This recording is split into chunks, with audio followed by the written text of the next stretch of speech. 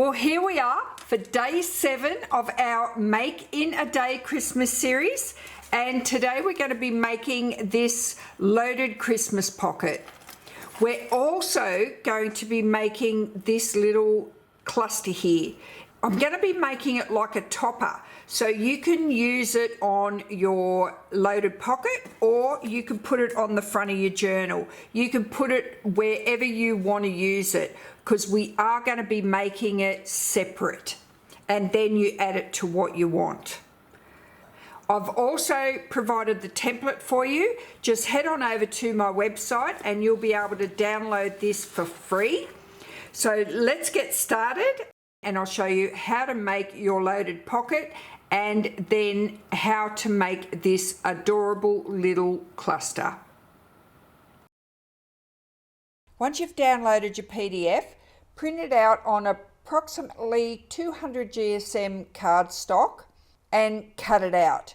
The little file folder and the star on the printable is optional. You don't have to cut these out unless you're going to use them. I'm going to make this pocket with a plain cardstock, because when I draw my pencil line on here, you're not going to see it and you won't be able to follow along. So I'm going to use a green. I'm going to take this one out here. I think it'll make a nice background, and then I'm going to embellish it with lots of Christmas prints. So I'm just going to put my template on my cardstock and trace around it. I'm just going to put my pocket to the side here. Now, doing this pocket is optional. Now, when I cut this tab out on the top of the pocket, I'm going to give you a tip on how you can get that looking nice. I'm just using a Scotch retractable craft knife. It's my favourite tool for cutting out. So for cutting across here to get the best shape you can, just cut across the top here with your straight blade. Don't try and cut around there just yet, and then just cut that area off there. So that's what the top of your tab should look like. Then turn it around and just do a knife cut in that little line there, or a scissor cut just to that line there. Then with your fussy cut scissors, because we've already got a cut line to there, starting on the straight line of the top of the tab, I'm going to bring my scissors off that straight line and then start curving around. Then when I do little short cuts, it's going to just drop that corner off. That makes that a really neat corner. So if you've ever had difficulty cutting that little tiny corner out, that will make it easier for you. Then turn it around. I'm going to do the same on this side. I'm going to start cutting from the straight, join that cut into the curve, and then start spinning my scissors around slowly while I'm doing tiny little cuts, and then I stop when it hits that cut line there and it just drops off. That makes doing that tab cut by hand look like it's been cut by an electronic machine. Right, now we've got to cut off those little angles at the bottom here. Make sure you get them, because that's going to help you fold those tabs in without being seen.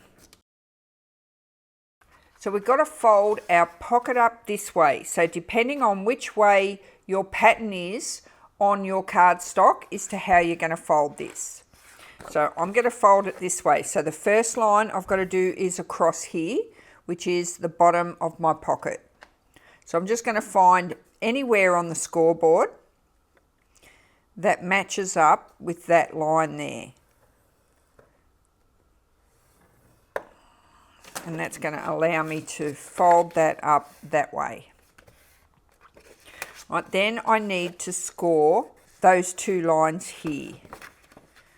So turn that around and find a matching line to score there. I'm going to go backwards because I always miss the mark on that one. So it's that one there. Then I'm going to do the other side. And I'll have to start from this side because I always find it hard to figure out which line I've got to join up with. So I'm just going to do it that way. So that's ready to glue down. Now we're going to do the same to this one here. Just score here, here, and here. And that's the scoring done. Now you can place this pocket anywhere you want on the top of the background pocket, and you can leave it off altogether if you don't want it there. What you can also do is put a scoop for a thumb hole here and here to make it easier to put things inside your pocket.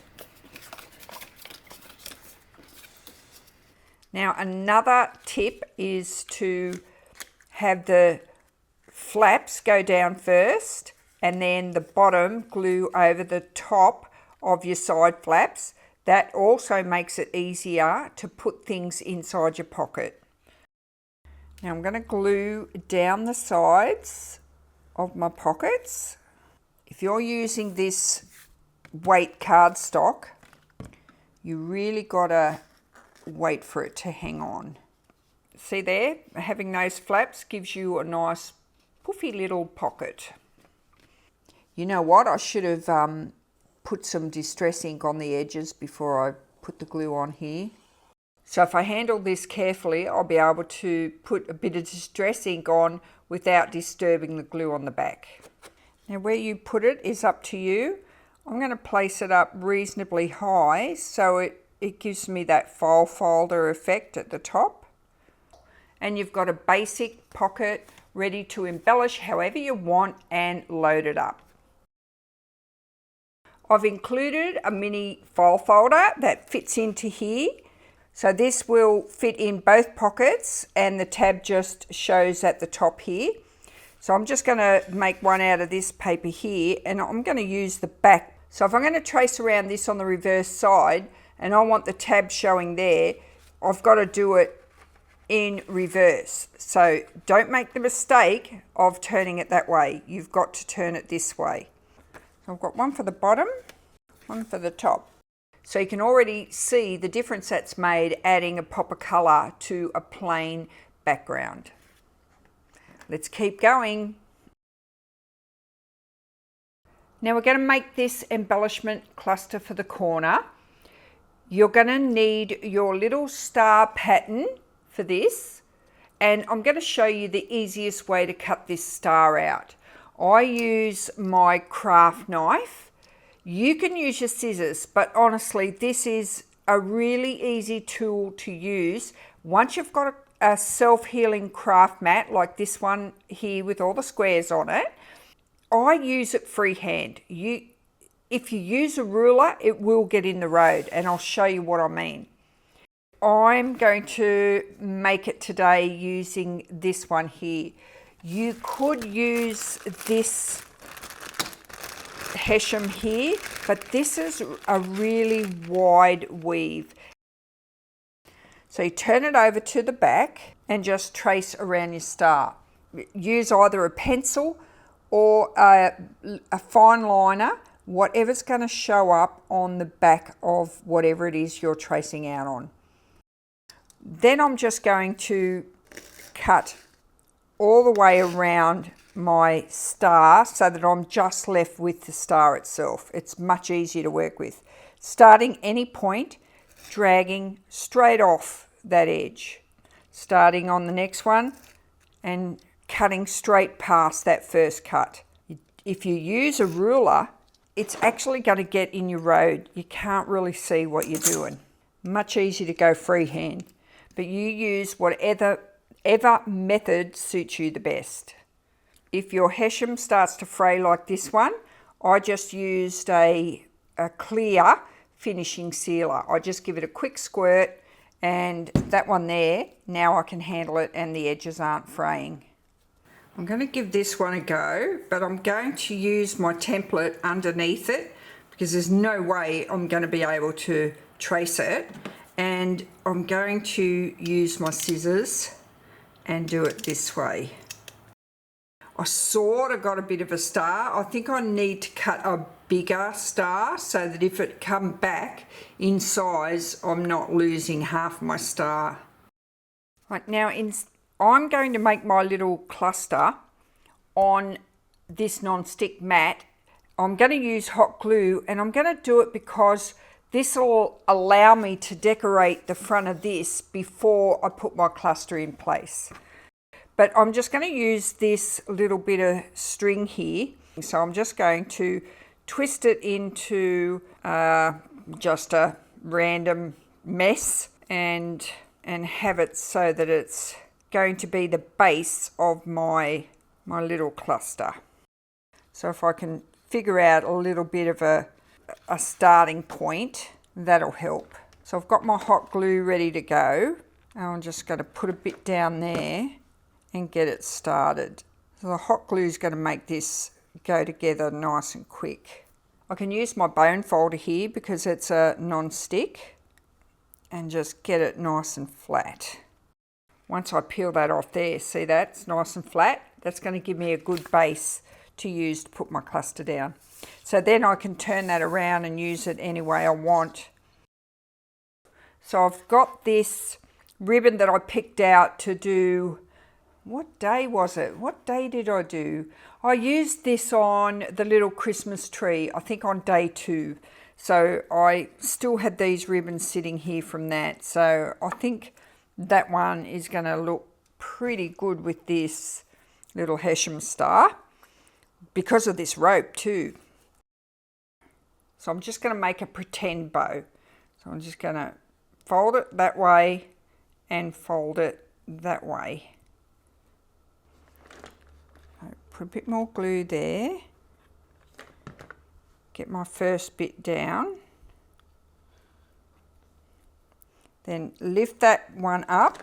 Put a little bit more glue there and get that side down. Lift that one up. Bit more glue there and get that one down. You only need the tiniest little bit of glue. So there, I've got my ribbon. This one here, I'm going to add some of that here too, just so that it's got some coming out. What I might do is glue that down and then cut it off because it might be a bit too long. Right, now I think we'll select a button. I've got a pile of buttons here, again from Mum's stash. So I've already been through and picked out a couple I thought would look good with this. But so far I think this brown one's going to work the best with this Hessian. So once that's on there, yeah, I don't think I'm going to need that third piece hanging out of there. So I'm going to get rid of that one. I'm going to tie some string and then just glue it to that star. But I need the hot glue on the back. Okay, so I'll glue that one down now. There. And glue the Hessian on the top. I'm only putting a little bit of glue there because I don't want that to get too bulky.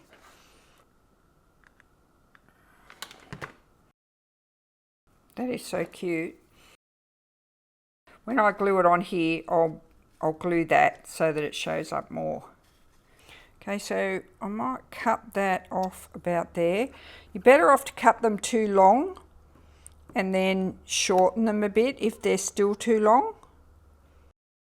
It's pretty handy to do your clusters on a non-stick sheet so that you can move them around and pick them up. If I was to glue that directly onto there, I would not have been able to do that. So if you've got a non-stick mat, use it. If you haven't, just grab some baking paper and fold it in half a couple of times. Make it nice and thick. Now we've got our little cluster ready. We'll finish off the front of these pockets here and then add this to the front. I picked up this classical Christmas elegance from Christie Art Design. I'll put the link below for you. I used it in day 1. And this print here, I thought maybe this one here might go across the front. I'm not sure, so I'm going to try it. But all these cutouts were from this set as well. I think there's about 87 in the set, but I've got all these cards here to put in the pocket. I've fussy cut some other stuff out earlier. I printed this on 250 GSM matte paper. I'm just going to use my fabric glue for this one because it comes out a bit quicker. Glue Santa down. I am going to make Santa a tuck spot, so I'm going to glue him from the corner. So I could put that in there. I was going to put that there. I did like that there. So that's that bottom pocket. That could still work. So I think I might put that there first. I'm going to spread that out, the darker green at the bottom. I think this is starting to look a little bit more how I envisioned it. Going as close to the edge as I can with that. And I think I might put that there. I'm loading it up all right. I'm only going to see a little bit of that. Perhaps. Right, let's start loading up the pockets before I add any more to here. I'm so sorry for fussing around and making you wait. What about that? I think I'll put that over there. It looks like it's just sort of, yeah, I'm going to do that. I think that's going to work. I don't mind. I'm going to lose that pocket there. I quite like that. Right, now I'm going to hot glue this down because it's going to really hold in place so much better. Down she goes. There's no turning back now. Ooh, how'd that get through? I had no idea that was going to come through. But anyway, that's down. There's no change in my mind now. I'm going to put these back in here. So I think filling up the pockets at the same time you're embellishing is not a bad idea because it sort of gives you a bit of a look of what the whole thing is going to look like. I've got some little baubles that I could possibly use here. Oh, I think they look cute on there, and I can draw a line. So I'm going to do that. Now, I don't want it to look too checkerboardish. What about that? I'm sort of trying to tie it all in. I'm just going to cut that off across there and add that. So what I do is I like to put in what I call the big rocks and then just add everything else to it later. Put that there. So adding layers can really work well. There we go. Get Santa all looking cool. Now let's load up these pockets. There. That's what that top bit needed. A little something else in there. The more the merrier. We could put one of the angels we made the other day in there. It would fit one of the Christmas trees we cut out of the box in there. What else have we got? Oh yeah, this little one. We could swing tag this off here, off the front. Let's tuck that in there and swing tag that off the front. We could load this up with all the things you've made throughout the series and just have everything peeking out. So that looks pretty cute. I think that's enough for one day. I'll see you tomorrow for day 8. See you tomorrow.